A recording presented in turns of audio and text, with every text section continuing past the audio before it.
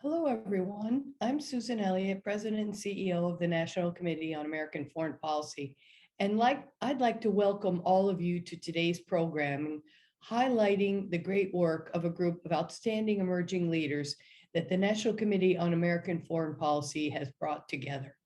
I'd like to thank all of you for taking the time to join us because today we are celebrating not only the great work of this talented group of scholars, but the launch of the NCAFP's latest publication of their work. And it's called Next Generation Perspectives on Korean Peninsula Security, Policy Recommendations from an Emerging Leaders Workshop. We just posted the report on the National Committee's website today, and we will in the chat be giving you links to the report if you care to click on it and look at it during the program. So we hope you'll all take the time not only to read it yourselves, but to share the report with others. It's a compilation of articles that all of the leaders we have here tonight have written while participating in the workshop that the National Committee hosted over the past few months. We've gathered our 10 emerging leaders, and I'm really looking forward to hearing them discuss their insights on how to address the issues of facing the Korean Peninsula today. But before I begin, I'd like to just acknowledge and take a moment to thank the following organizations for their support on this project. We have had support from the Carnegie Corporation of New York, the Henry Luce Foundation, the Korea Foundation, and the MacArthur Foundation. And I'd also like to point out to you, and we will give you links to the podcasts that the leaders have done as part of this series. They're all great and interesting discussions, and we hope you'll take the time to look for those on our website and listen to them. Additionally, we'll start out with Susan Thornton, our moderator, moderating discussion among tonight's participants. But then please feel free to submit any questions that you have into the Q&A function, which is located at the bottom of your screen. So before I turn the program over to Susan Thornton, the moderator of tonight's discussion, I'd first like to thank NCAFP staff members Juliet Lee and Samson Apedisando for the outstanding work that they did in the planning and implementing of this complex project. As you can see, when you have a group of 10 people who are living all over the world, it's difficult to coordinate meetings and discussions, let alone how to get the microphones for the podcast to people who live in foreign countries. So thanks to Juliet and Samson for all their hard work to make this project a great success. And also I'd like to thank Susan Thornton for her leadership in leading the discussion and stimulating the conversation throughout the project. For those of you who don't know Susan Thornton, who will moderate today's discussion, in addition to be the director of the National Committee on American Foreign Policy's Forum on Asia-Pacific Security, Susan's a senior fellow and research scholar at the Paul-Tsai China Center at Yale University Law School. She had a distinguished 30-year career as a senior diplomat at the U.S. Department of State, where she specialized in Eurasia and East Asia. And I got to know and work with her there. So we're really glad that Susan's part of our team, and I'm going to turn the program over now to Susan. So thanks everybody for joining us. Thank you so much, Susan, and thanks to our audience and to our young leaders for being here with us this evening on the East Coast of the US. But as you'll see in a minute, we've had to manage meetings between residents of Sydney and Brussels and everywhere in between. So it's been a lot of fun, and I think we've really had some good interactions. I'd like to start off by first also thanking we had a group of terrific senior mentors that we paired up our young scholars with, and I'd really like to thank all of them. I hope some of them have tuned in to listen to our public panel, but please, you're out there and you know who you are, and I really appreciate your help and work with our young people here tonight. First, let me introduce everyone. I'll just go quickly through since we have limited time and we want to get into the substance, but I want you to have a chance to see and know the faces and the names of the scholars whose opinions and works you'll be getting acquainted with. First, we have Mr. Matt Abbott, who is the Director of Government and Diplomatic Programs at the Chicago Council of Global Affairs. We have Mr. Jonathan Corrado, who is the policy director at the Korea Society, with us together in New York. We have Dr. Darcy Drought, who is a postdoctoral fellow at the Institute of Korean Studies at the Elliott School for International Studies at the George Washington University in Washington, D.C. Mr. Maximilian Ernst is a PhD candidate at the Free University in Brussels, Belgium. We have Ms. Jarrett Fisher, who is a graduate student at Johns Hopkins School of Advanced International Studies, SAIS, in Washington, D.C. Mr. Alexander Hind, who is a PhD candidate at the University of New South Wales in Sydney, Australia. We have Lieutenant Shaquille James, a first lieutenant and missile combat crew commander for the United States Air Force, and he's currently stationed in the United States. We have Ms. Si-Young Sarah Kim, who is a PhD candidate in international cooperation in the Graduate School of International Studies at Yonsei University. We have Mr. Kungwon Soo, who is a PhD candidate in political science at Syracuse University in New York. And we have last but not least, Ms. Shuqi Wang, a PhD candidate in public policy and global affairs at the Nanyang Technological University in Singapore. So great to have all of you with us. Welcome. And I'd like to throw the first question to Jarrett Fisher. So Jarrett, be thinking. Of course, there's been a lot going on recently, and following on all of our private discussions among our group about the North Korean situation on the Korean Peninsula and how things might move forward. North Korea is certainly a constant threat in the minds of South Koreans, and it puts South Korea in a kind of a unique situation of vigilance in Northeast Asia, I would say. And I'd like to know, Jarrett, sort of what do you see as the most significant considerations currently in addressing the problem posed by North Korea, and what do you think could be a way forward? Thank you so much. It's a privilege to be asked first. And I interpret this question as more, what is the most significant threat, and getting to steps. In my opinion, that is the threat of both nuclear testing and actual use of a nuclear weapon.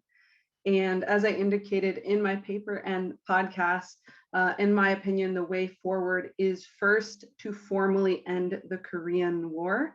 I know that's been in the headlines a lot, but I certainly agree with the direction it's heading. And only after that can the parties work toward denuclearization of the peninsula, the whole peninsula. It will be hard, but worth it, because the alternative is increasing tensions without an end in sight and threat of armed conflict, and depending on the outcome of the South Korean presidential election in early 2022, a South Korea who might seek its own nuclear weapons, and that would be a step in the wrong direction. Great. Alexander, I wonder if I could come to you next and sort of get your thoughts on recent developments on the peninsula from your perspective there in Sydney. What are you seeing? And there's been a lot of talk, of course, about this end of war declaration that President Moon spoke about. He was just recently in Australia. Can you maybe catch us up a little bit on what's been going on down under and what your thoughts are? Sure, thank you, Susan, and thanks to NCAFP for the opportunity. Really good to speak to you. So, in terms of what are the main issues at the moment, I think the main thing that I'm really considering at the moment is kind of how to keep North Korea at the top of the political priorities, not just in South Korea, but across the region and also in Washington. Because if we're going to make some kind of progress when it comes to North Korean issues, then it can't just be that we pay attention and that there's political buy-in when there's a big moment of confrontation and tension and these kind of issues are massively in the news. There needs to be this buy-in at all times. And that's something I think that lots of other people involved here, especially Matt, has talked about congressional buy-in in the US. This is really important that it's kind of made a priority, because without that kind of political buy-in, there's not going to be progress. You know, if I think about personally as individuals, what we can do in terms of the way forward, I'm always reminded of this Winston Churchill quote about democracy, where he says, you know, democracy is the worst form of government apart from everything else that's been tried. And I kind of feel the same way when it comes to diplomacy with North Korea, right? Like a little bit of healthy skepticism is probably a good idea when you're considering the history and how things have not worked out. But I think our duty, especially as kind of the next generation, if you like, of people who are working on this issue, is really to not let that become defeatist, and to keep having the attitude that positive change can come and we shouldn't give up on it. So I will stop there. Thank you. Oh, that's a wonderful sentiment. And I think that Winston Churchill quote was making the rounds in Washington last week with the Democracy Summit. So I'm glad that you surfaced it, but in this case, in a different context. But I'm so glad that you mentioned Matt's paper and his focus, because, you know, one of the things that has been always a feature of sort of our discussions and our efforts with North Korea has been, you know, US Congress and the congressional involvement and the congressional sort of skepticism, I would say, about moving ahead on negotiations with North Korea or other kinds of engagement with North Korea. And, you know, you very rightly mentioned Matt's paper, but also he's had long experience working in Congress. And so I'd love to hear, Matt, your thoughts at this point from your vantage point now at the Chicago Council, but looking at the congressional angle and just also maybe just public opinion angles, sort of angles outside of the narrow official track on diplomacy with North Korea and how that might move. Absolutely. Thanks so much, Susan. And thank you to both you and the fantastic staff at the National Committee for this opportunity. Right now, I think a major challenge is that so much of the attention of policymakers, especially among American policymakers, is focused on the denuclearization of North Korea. And it's a goal that's admirable, but unlikely to be realized anytime soon. We spoke previously about the end of war declaration that has general support among the American public on the condition that it leads to the denuclearization of North Korea. If it doesn't, that support drops off sharply. So I think there needs to be more room for principled engagement with North Korea, both inside and outside of government. And policymakers need to be more pragmatic in their strategies related to North Korea. There's a need for a whole of government approach to North Korea if we want to make diplomacy effective.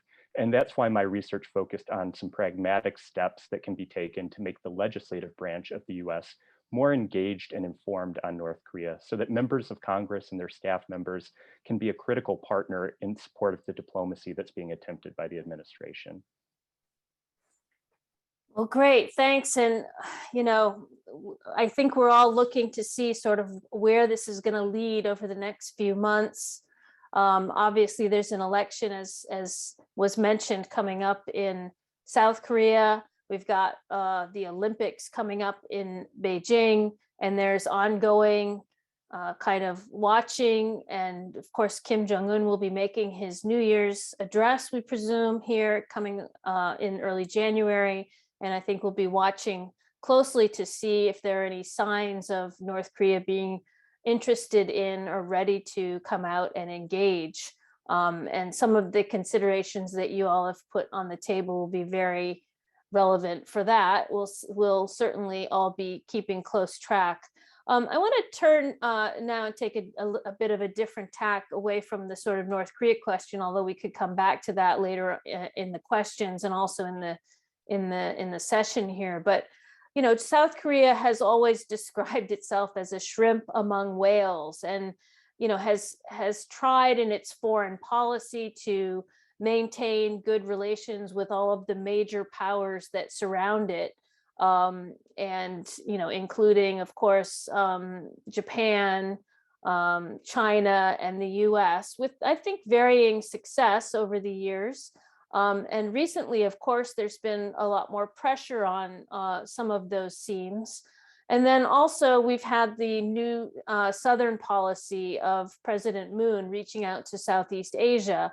And what I'd love to hear, sort of looking at the foreign policy of South Korea, because several of you have focused on that in your work, how you think Korea has been managing this balancing act in its foreign policy, and how do you see these efforts moving forward? And there are some areas, for example, that have been a little bit more difficult, I think, for Korea to manage recently. And maybe on this on this topic, I could turn first to Jonathan Corrado, because you have done a lot of work on the very sensitive sector of semiconductor manufacturing, and how Korea's positioning in that puts it in some delicate spots between China and the United States in particular.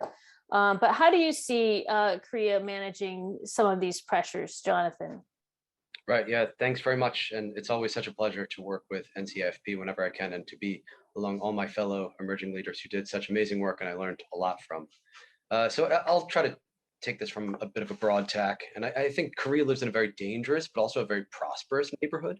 And it's got this problem where it has to balance the fact that the US is its most important security partner, whereas China is its most important economic partner. So to balance this, we see Korea pursuing a non-confrontational, but also a very forward-leaning approach to engage actively in the region. It's got all these assets, like its soft power, its technological prowess. It's on the bleeding edge of lots of different technologies, including semiconductors. And that allows it to engage in these really meaningful relationships that provide regional ballast and sort of counteract some of that geopolitical instability.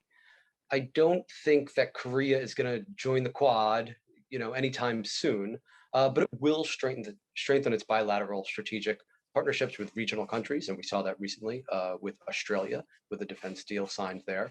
And it's going to continue to move factories and strengthen supply chains with countries like Vietnam, as Sarah has educated us a lot about. I'm sure she'll have more to say there. And it also recently announced an interest in joining CPTPP. So lots of engagement going forward, and really leaning forward with its economic engagement as a way to balance out those geopolitical pressures. Yeah, that's very good points. And certainly it does require a bit of a balancing act. Sarah, I mean, you mentioned Sarah's work. She did a lot to educate all of us, I think, on the ins and outs of electric machinery trade in between Korea and Southeast Asia, particularly Vietnam. But I wonder, Sarah, how you see this, this effort through various strands of South Korea's foreign policy to reach out and balance in the region, and how you think that's going to be going moving forward. Thank you, Susan. Yeah, so I chose Vietnam as a case study, but broadly speaking, I think South Korea has been increasingly seeing problems associated with its economic overdependence on China, and we recently saw that with the urea shortage.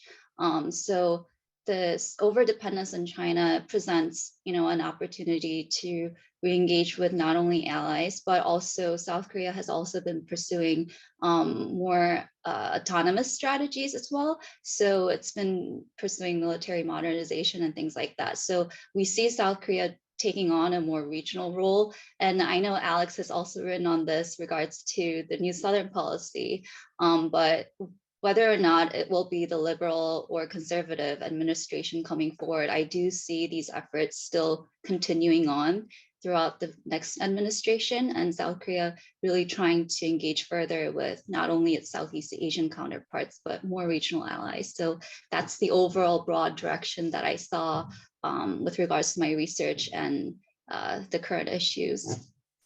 Yeah, I thought that we had a lot of discussions about what regional organizations Korea aspires to join, doesn't aspire to join, et cetera. And I think one of the things we've been hearing more and more about recently is, whether or not Korea will apply to join CPTPP, and a lot of, I think, enthusiasm around that. I'd like to come now to you, Shuqi Wang, who You've written a lot about kind of this, the balancing among allies and how US policy toward its allies works in this kind of balancing act. And I wonder if you have a perspective here on what you found through your research, or just what you've seen in general about how countries balance and manage the various pressures. Okay, thank you very much, Susan. So I personally feel like that from the perspective of the security, that the RK did very well in the last decades. If we look at the perspective that how Seoul has attempted to manage the balance between Beijing and Washington. So I'd like to say two examples. The first is that we can see that in the early 2010s, the South Korea elevated its relations with the United States to the comprehensive strategic alliance. And almost at the same time, and maybe 1 year later, it then strengthened its strategic partnership with China. So I think this is a good example to illustrate that how South Korea tried to maintain between two big powers. And another example is more element which related to my research, that is the responses of the RK to the South China Sea dispute. So as we know that the South China Sea dispute was a hot topic in the year of 2016. However, RK, who is totally different from other US allies who have a clear stance on this issue. And we can see that at that time, the United States had put a lot of pressure on the RK. So a very important reason to explain it is that at that time, it is also the decision that have made by the RK to deploy the THAAD deployment. So we can see that after deploying the THAAD deployment, we can see the RK has irritated China to some degree. In this sense, RK would like to remain silent on the issue of the South China Sea dispute, even though it has experienced a lot of pressure from China. But I think that for the future, I would say like that it will be more difficult than before, because we know that the precondition of the balanced diplomacy is the moderate competition between great powers. So that means that if the strategic competition becomes fierce, we can see that the Biden administration has strengthened its alliance, has tried to put a lot of pressure on those allies to be more converged. So in this sense, I would say that from the perspective of the security issues, South Korea would be less likely to remain ambiguous. And I think it will be forced to take sides, at least to some degrees. Oh, that's fascinating. And we are seeing this play out in real time now on a lot of different issues around the world. And I think you're going to see this kind of choice sharpening for a lot of countries, not just in the Asia Pacific region, but in other places. And I wanted to turn, Max, if you don't mind coming in here from Brussels. I'm not sure what time it is there. I'm not sure we want to know, but thank you for always being our champion late night participant. But you had a lot of interesting things in your work about sort of this kind of pressure, really from sort of the economic coercion side of things, and what Korea was facing, not from the United States pressure, but pressure from the other side, from China. And I wonder if you could talk a bit about this issue of balancing and withstanding pressure, et cetera, from your perspective.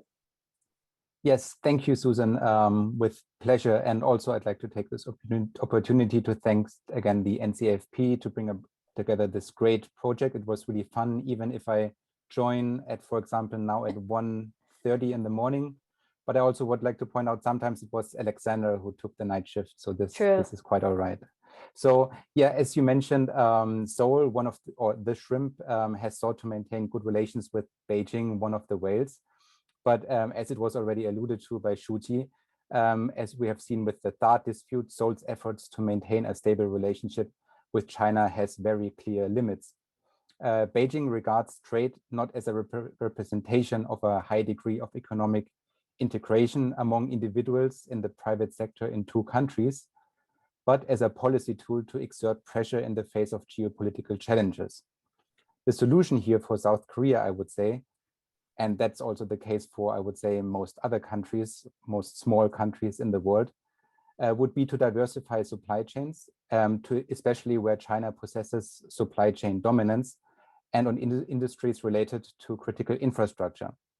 But also, as I argue in my paper, negotiation with China still has merit. The so-called 3 no's, which the Moon administration reached with China after THAAD was fully deployed, after 1.5 years of coercion, could have been reached much earlier, because there was not really much substance in this in these 3 no's. And also this last point on diversifying brings me to the last point, which was already mentioned, and that is Southeast Asia and South Korea's New Southern Policy, on which I think Alexandra can tell a little bit more, because this is a very useful policy to do exactly that, to diversify South Korea's economic focus away from China and to find new markets, but also like-minded partners where South Korea can cooperate in security with ASEAN and India and so forth. Thank you. Great, that's very, very interesting. And I do want to give all of us a chance to follow up on some of the really intriguing lines that you've all put out. I'm going to turn though now to another question, and I hope we'll have time to come back to some of these thoughts, because they're really worth pursuing and very timely. But I would like to ask, and maybe we can just do a quick rapid fire. And I don't know if we can get through everybody, but we wanted this group to come together. You're young scholars, you're doing research, but you need to be thinking about sort of policy recommendations in the policy arena. And one of the things we've stressed in our discussions is, thinking of yourselves as a person who, and through your research, you want to be able to make a recommendation about something, why you think something would work better, why you think something won't work, et cetera, and come up with some proposals. So what I like to do now is put all of you on the spot and have you tell the audience what would your recommendation to improve Korean Peninsula security, either in the area that you wrote about or in another area. If you were making recommendations to the Moon administration or the Biden administration or your own governments, what would one policy recommendation be for addressing the security situation on the Korean Peninsula? And maybe I'll come first to you, Shaquille. And I know that you were in your research writing about very kind of serious and fraught scenarios about contingencies in North Korea, and sort of making sure or hoping that the US and China could deconflict in such scenarios. But when you look out across the horizon, I'm sure this is a scenario that keeps many people up at night, actually, but is if you could make a recommendation either in that area or in another area, what do you think should be done? And then we will do it, of course. Well, thank you, Susan. Again, just to echo what everybody else has already said, thanks so much to the NCAFP and the staff for all the help they've given us, both in this program and with writing our papers. In regards to any recommendations I might have, I think my number one recommendation would probably be to be careful in having your own, how should I say this, your own preconceived notions of how things are on the Korean Peninsula. Obviously, Northeast Asia is a very dynamic and frequently changing place. And so the situation, the environment up there also changes quite frequently. And so I think that we need to constantly re-engage and reconsider with what we consider to be our core security concerns. Obviously, a nuclear North Korea is a security concern. Obviously, a North Korea that has all sorts of artillery on the border is a concern. But we should also consider the sorts of concerns that are out there that we might not necessarily consider, that we might not necessarily think about on a regular basis. We spent many decades being concerned about the Soviet Union's military and nuclear weapons, and yet that didn't necessarily prepare us for when the Soviet Union collapsed. I think the same sort of thing sort of applies when you look at North Korea, where we're concerned about North Korean nuclear weapons. Deterrence is the game. I personally think that North Korea doesn't have any sort of misconceived notions that it can win a war on the Korean Peninsula. And so for me, I believe that the Korean Peninsula as of right now has really defaulted into a period of status quo. And so for me, the number one threat would be what could force an unexpected, sudden departure from the status quo. And that for me personally would be something like some sort of collapse scenario, death or incapacitation of Kim Jong-un or something of that nature. I'm not necessarily saying that that's the number one issue, but it's definitely a core issue that we need to consistently reconsider and recalibrate on. So that would be my recommendation. Just keep an open mind, check your assumptions at the door, and be wary when you believe that you have all of the answers, because once the questions change, then all of a sudden you have a bit of a problem. So that would be mine. Wow, that is really a great suggestion. And here we are in the era of COVID, where it is very hard to check your assumptions these days, I find. I mean, not being able to travel, having communication a little bit stymied by the absence of, meetings in person.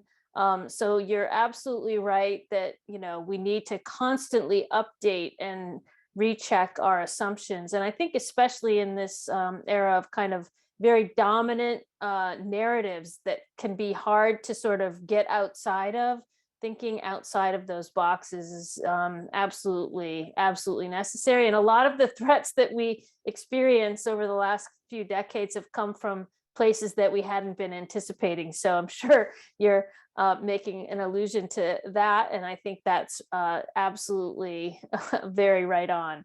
Kungwon, so I'd like to come to you next, because you had also very interesting research on Korean Peninsula security issues on the question of sort of deployment of nuclear weapons and other nuclear related issues in South Korea. And I'd love to hear sort of what your thinking is from your perch there on what kind of recommendation you would make either to Washington or to Seoul, or whichever government you would choose.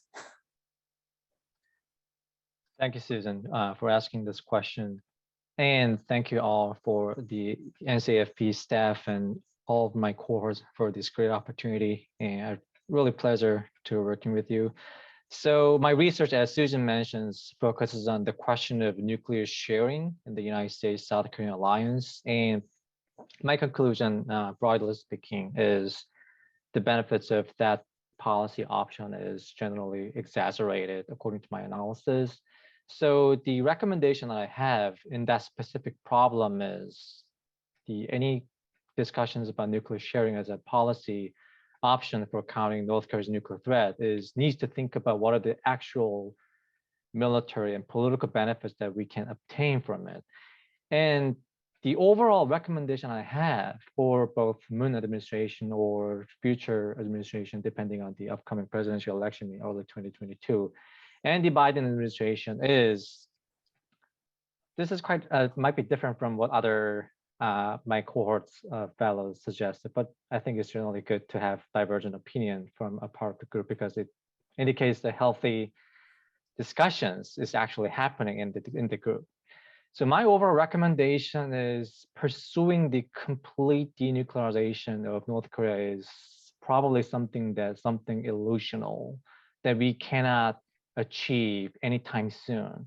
And because first is there's no historical precedent of nuclear armed country voluntarily giving up its nuclear weapons when still facing some security threat.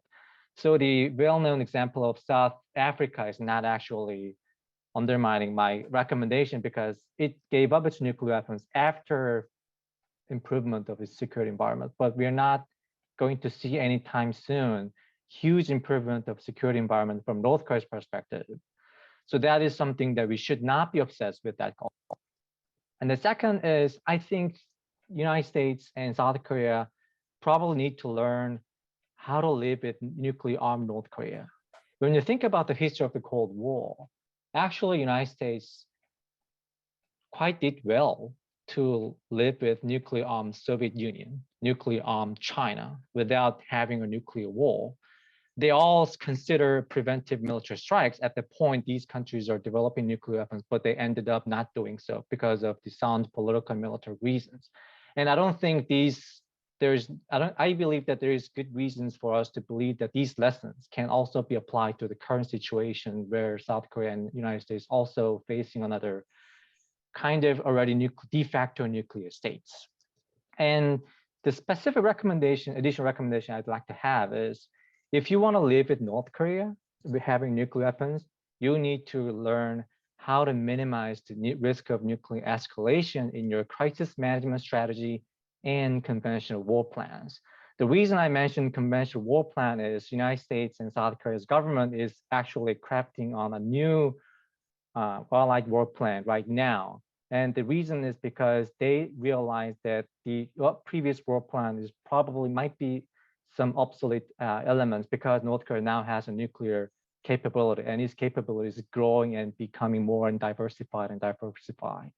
So in that sense, if we want to live with nuclear armed North Korea, then one thing that we should focus on is how to avoid nuclear escalation while we're trying to achieve our political goals in crisis and war. So these are the recommendations I would like to suggest to either administration in Washington, or Seoul. Well, that's great. And I love that you're bold enough to make multiple recommendations to multiple governments. And I think that's incredibly interesting and worth further exploration. And I think the person to give it further exploration is among us. I'm going to call on Darcy Drought, because one of the things you mentioned, Kungwon, is this notion of sort of living with a nuclear North Korea. And it's certainly been something that people have entertained. But, I think if we're going to get very far on that, or even if we're going to get far on anything, we're going to need to figure out how we can have sustained communication and better communication with North Korea. And I think, Darcy, you have some thoughts on why that's so hard and how we might get over it. But whatever your recommendations are, we'd like to hear them. Sure. I do think there's a lot built into that question. During the course of this project, I interviewed a lot of former diplomats, policymakers, thought leaders that have been working on this issue for decades. And certainly I very much benefited from my mentor, Ambassador Jo Yoon. And also I feel like you, Susan Thornton, was also a de facto mentor of sorts, to get some insights into how not just North Koreans are thinking about nuclear diplomacy, bilateral nuclear diplomacy, but how Americans are thinking about it. Because I think sometimes that's overlooked in part of our question, in part of how we're strategizing about nuclear diplomacy. Certainly a huge part of it is the kinds of issues that Matt talked about earlier. Congress is a whole other part of this. But on the diplomatic side, in Department of State, in the White House, what I looked at in my research were three main frames that have really siloed our thinking about North Korea. And I get into this in the paper and in the podcast I recorded, and it's thinking about North Korea as forever cheater, as a rogue state outside of the international community, and as despotic, and how all of these things really preclude a lot of our longer term negotiation, not thinking past the only issue of denuclearization. And so what I looked at in my research and the recommendation that came from that is to broaden our nuclear bilateral diplomacy and expanding the timeline, looking at as a process to reduce miscommunication, to better understand, to look out for the kind of red flags for the sorts of contingencies that Shaquille was just talking about. I actually think more than a collapse, which is definitely a big threat to the entire region, but a bigger risk, a more likely risk, is miscalculation and rapid escalation. And that's something that's can be managed better if we're able to restart regular diplomacy. Obviously, the North Korea side is a whole other part of the question, and I do have answers to that, but I'll leave that for the Q&A if we want to talk about that more. Okay, great. Well, I would like to go to the Q&A here in just a second, but I want to come circling back to Alexander, because you didn't get to make your recommendation about the new Southern policy. And I think everyone is really wanting to hear, since it was mentioned a couple of times, what you think about about how that's gone and what you think the South Korean government, new government, should do with respect to its new Southern policy. And there's a lot of pressure, of course, for the South Korean government to have an Indo-Pacific strategy, et cetera, as well. So how do you see things shaking out in this realm? And what's your recommendation? Sure, thank you. So yes, I think, as people have mentioned already, there is this election coming up next March in South Korea, and then the new president, whoever that is, will be in office from next May. So it's a great time to think about South Korea's strategy in the region. And for me, it's really important. The main recommendation that I have for South Korea is just to maintain a certain level of focus on the regional level, and not to overextend to trying to act entirely around the globe on this kind of global level, or too narrowly focus on Northeast Asia. Of course, Northeast Asia is of primary importance to South. People have alluded to already that it has important. It's focusing on Southeast Asia, where a lot of progress has been made already under Moon Jae-in through the new Southern policy, as you talked about. And a lot of countries that are not in the Indo-Pacific region are really almost jealous of South Korea for its geostrategic location. You know, you've got a lot of European countries now coming up with Indo-Pacific strategies and really trying to get involved because they notice that the focus of the world has shifted perhaps from the Middle East towards Asia. And I think for South Korea, building on what's already been done through New Southern policy, whether we're looking at kind of people-to-people exchanges or kind of non-traditional security issues in the region, building on that beyond the current partners in ASEAN, maybe introducing some new partners and increasing issues, supply chain management. Those are really where I see the important movement for South Korea, because that's the region that it can control. South Korea, as you said, a kind of shrimp among whales, has a hard time controlling its security environment in Northeast Asia. And because of its limited resources as not being a great power, it has a hard time kind of making an impact on the global stage. But when it really focuses on the region, I think it can do a lot of good and it can improve the situation of the country. Great. No, that's terrific. Thank you for that. Your audio was little coming in a little bit in and out, but I think we got everything. And I think I mean, I remember in the State Department, a number of years ago, we were always trying to make the US ROK alliance go global. And I think what you're saying is that global is a little too far flung, that it can go, beyond the Korean Peninsula, it can go beyond Northeast Asia, it can go, into the Indo-Pacific, but it shouldn't really grow too far beyond Korea's capacity. And I think the thing that, all of you have touched on is of course, Korea's threat environment is different from, other US allies with the North Korean situation and the level of military readiness, of course, that they need to maintain. And I'm so interested in what you said, Kung-won, about the new war plans that are being developed. And I wanted to go back because you've all sort of had a chance now to speak, and we're waiting for our questions to come in. So please do fire away. But I wanted to go back to Jarrett for maybe a reaction to Kung-won's recommendation. And if anyone else wants to react to that, I think that was probably one of the most provocative things that's been put on the table tonight. So Jarrett, what's your thought? Yeah, I was thinking of, I had my own internal reactions when listening. And this is something we hear a lot, but I don't think we're on different pages necessarily. What he said is that the security environment needs to improve, the external security environment of North Korea needs to improve before denuclearization can come back on the table. And that's why I'll come back to my primary recommendation to the Biden administration is to formally end the Korean War. that will improve the security environment, because let's have no illusions. North Koreans are raised being told the United States invaded and killed millions of North Koreans in the Korean War, and that we are still at war in 2021. So to me, it's very meaningful to end the Korean War and not to use it as a negotiating chip or reward for nuclear talks. And I would also point out, because this is often a concern when this comes up, is that this declaration should not affect and will not affect the current standing of the UN command nor the DMZ. Okay, great.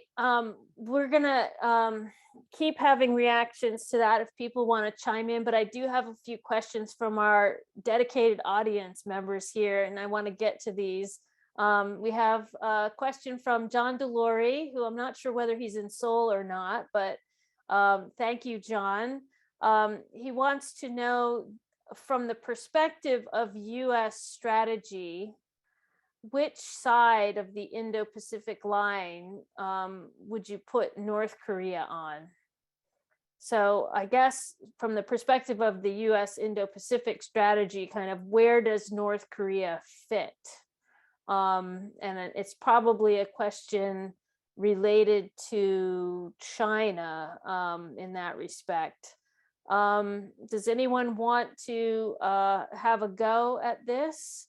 And then his second question, which while you're thinking of your answer, I'll read out. Could one of you please serve as the US ambassador to the Republic of Korea? Because we don't have a name yet, or a nominee or a confirmed nominee yet. But I'm sure he's joking about that, of course, although any of you would be great. But let's see if anyone wants to take on the question about which side of the Indo-Pacific strategy is North Korea on. Jonathan, do you want to have a go at that? I'll take the second one, and I accept your nomination. Thank you very much. Accept our nomination. Terrific. You've got you've got the stately beard and everything to go with it. So thank you. That's my only qualification. you just have to get through confirmation. That's the bad news. Maybe Matt can help with that. But yeah, where does North Korea? How does the US deal with North Korea in its Indo-Pacific strategy? You know, to be totally honest, I'm not sure I understand the question. What side of the, like, should it be included inside of our Indo-Pacific strategy? I guess that's the question. I'll just try to interpret it in that way. So I think we saw the Secretary of State Blinken articulate some points about the Indo-Pacific strategy in his speech this week from Indonesia. And we saw a lot of points that we've seen previously reiterated and sort of stitched together into a more of a comprehensive look. And there was some focus on North Korea, not an overwhelming focus on North Korea, but an emphasis on using our alliances in order to address North Korea. So some of the fundamental security challenges that are happening in the region emanate from the fact that we are still unable, after 3 decades, to address the nuclear and ICBM threat coming from North Korea. So there's no way to really look at US and our allies' interests in the region without acknowledging what a big part that North Korea and China, of course, and other resident powers play in terms of influencing that interest. So yeah, absolutely include it. I hope that's a relevant interpretation of your question. But yeah, I'll leave it there. Sure, no, great. Thank you so much. We have a question from one of our senior mentors, Jo Yoon, who wants to know, how should South Korea deal with China? Should it join the Quad? There's also been talk about Korea getting involved in some activities with AUKUS. We mentioned Korea joining CPTPP. Of course, China's applied also to join. But how do we think about this question of South Korea dealing with China? And we had several of you that wrote about China-related papers. So maybe Shaquille, could I go to you? And then maybe Shuqi? Sure. Could you restate the question, please? Yeah, I mean, how should South Korea deal with China? should it join the Quad? So I think South Korea is in a rather strange position. Obviously, there's that old adage, shrimp caught between two whales fighting. That's so incredibly true with South Korea. So we also have to keep our perceptions of the situation in check. I think that the question's a little bit strangely worded in the sense of dealing with China. South Korea cannot deal with China. Right, South Korea is a country of 50 million people. China is a country with many times that population. So South Korea can't really deal with China. What South Korea can do is threat mitigation. That's what it can do. But also that also depends on how you define threat. Not all threats are made the same. So when we're talking about the Chinese threat to South Korea, are we talking about China might invade South Korea? Or are we talking about if China's upset, it might impart economic hardships on South Korea? Those are two very different things. And so I think if you specify which sort of thing you're talking about, which sort of consideration you have, and then take into consideration what South Korea's options are, what you find is that South Korea actually does have a number of options. I think Maximilian spoke about this, at least in part, in his paper, where he talked about how South Korea had the THAAD deployment. China was not very happy about it, did some economic, and caused some economic hardships in South Korea. But at the end of the day, South Korea still has THAAD, right? And so there's a situation where, again, threat mitigation, that sort of thing happens. So I think what South Korea really needs to do is figure out where its position is in all of this and how it can best maintain that position given what its capabilities are. And when I say capabilities, I don't just mean military capabilities, I mean capabilities across the board. Honestly, not that different from what it's been doing with North Korea, of course, with a lesser focus on military aspect, I believe. Great. So I guess one of the key questions here is what do we think South Korea's threat perception from China is? Shuqi, do you have a thought? Yes, I agree with Shakya and Susan what you have said. I think what's the differences between South Korea and other US key allies in Asia is the threat perceptions. We can see that South Korea actually, it didn't share the threat perceptions with Japan or with the United States to China, especially to the rise of China. So I think that for the South Korea, the most important concern is still the North Korea.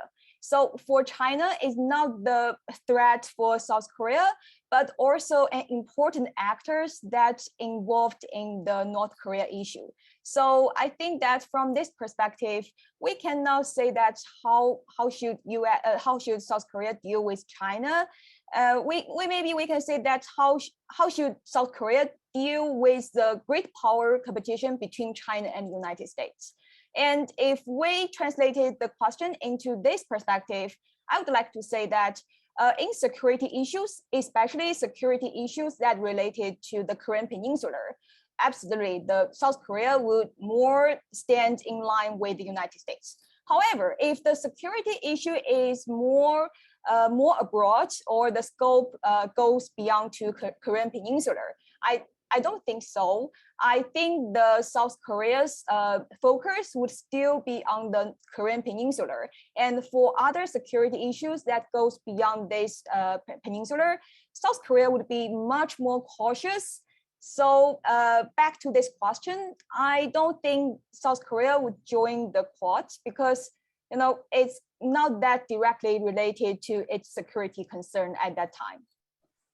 That's great answers. Thank you both for that. We have a ton of questions now coming in, and we only have a few minutes left. So I want to run through some of these. Keith Luz has a question, Jarrett, about end of war declaration and whether or not the issues of North Korean human rights and POW MIAs should somehow be tied to an end of war declaration. So while you're thinking about that, let me read a couple others. Matt, do you see any movement in Congress for renewed diplomatic engagement with the Dprk? A question coming from Craig Kifura. Dave Shear wants to know if US can do anything to encourage better ROK-Japan relations. And Brian Caddo has a question about the the THAAD coercion.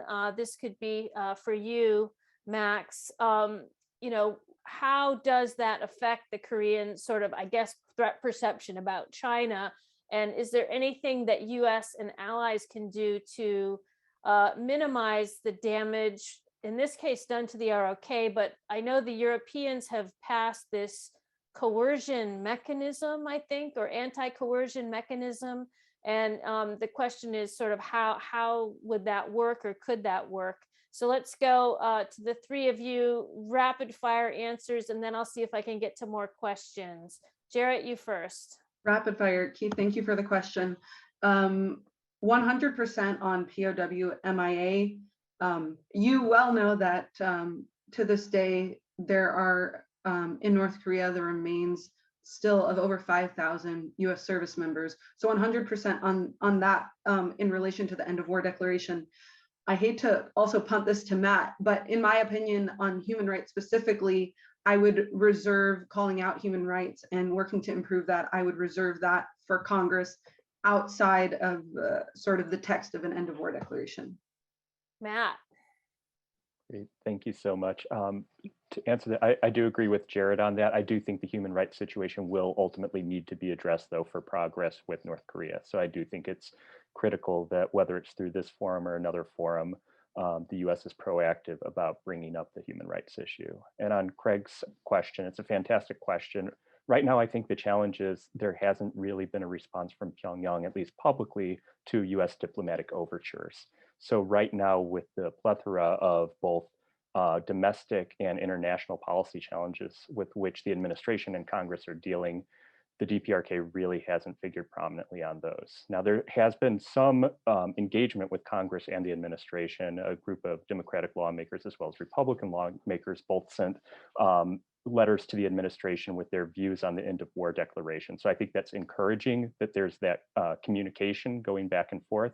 I'd like to see more proactive coordination, though, from the administration right now to engage Congress, especially while you're not seeing nuclear tests out of North Korea or ICBM launches. Now's a chance to really make some quiet progress that could set us up for success with diplomacy later on. Thank you. Okay, Max, and then Darcy, you'll have the last word because we're coming up on time. Yeah, with pleasure. So very quickly, I think the THAAD's impact on South Korean security was the first question. I mean, I think that is mostly a question of economic security, which of course should not be underestimated as well.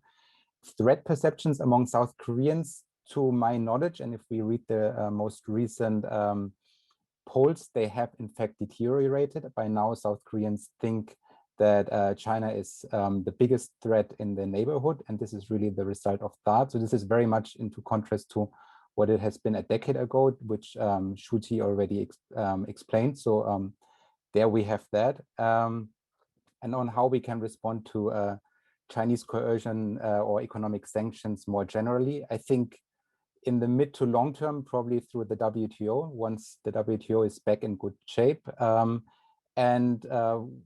From the European perspective, although this is not yet really operating, but there is the opportunity, and this was even in discussion with regards to, then you could say in the other way around with regards to potential US sanctions against European companies that still engage with Iranian companies. There is the legal opportunity or possibility that you sort of force companies to continue their contractual engagements with a certain company in another country, and that you would reimburse them for their potential losses that they would incur from another country. So you could sort of force countries to force companies to and also incentivize them to not be influenced by coercion from any country, including from China. Great, thank you. Let's go, Darcy, to you. I don't know if you can touch on any of these questions, the ROK-Japan relations, but I just wanted everyone to know that there's been a couple of suggestions of we should pass our ideas to the US government to try to influence them to prioritize Korean issues in the wake of the South Korean presidential election next year. So that was a good suggestion from Ki Young-sung. There are a lot of questions here, and I would love to get to all of them, but maybe we can connect questioners with some of our experts after the program. But Darcy, let me turn it to you, and then we'll go to Susan to close us out. Right. In a sense, I feel like I have to be the voice of this generation and bring together Sure. a lot of ideas. But actually, the comment that I did want to make does dovetail a lot of these. I think that we are at a certain point, these next couple of months, we're kind of at a moment of breath, breathing in, waiting for the Korean election to come up, because a lot's is going to be changing, whether there's a progressive or a conservative administration, or which particular candidate depends on how the US-ROC alliance is going to be, what's going to be the policy toward North Korea, and the China question. I've been speaking to some Chinese recently who are also taking a breath, waiting to see what happens in South Korea. And so the thing to do right now is not to just wait during that breath, but to continue to reach out at the working level with South Koreans who might be in the next either administration, and to think about the kinds of issues that we're talking about, not at the high visible level. Human rights at the end of war declaration might not be a good starter on the Pyongyang side of things, but it can certainly be occurring at the working level. And so I think that those are the kinds of things to be doing, building on existing agreements, most notably the comprehensive military agreement, which gets a lot of buy-in across the spectrum, I think, in South Korea. There's a lot of things that we can be doing now to set us up for when the South Korean election happens, and if and when Kim Jong-un wants to come out of his COVID isolation. Great. Well, we'll have to wrap it there. I'm sorry for everyone who submitted questions that we didn't get any answers to, but we will be working on all of these issues going forward in our other programming at NCAFP and in our discussions, and look forward to keeping in touch with all of you. And please do look up our scholars' work.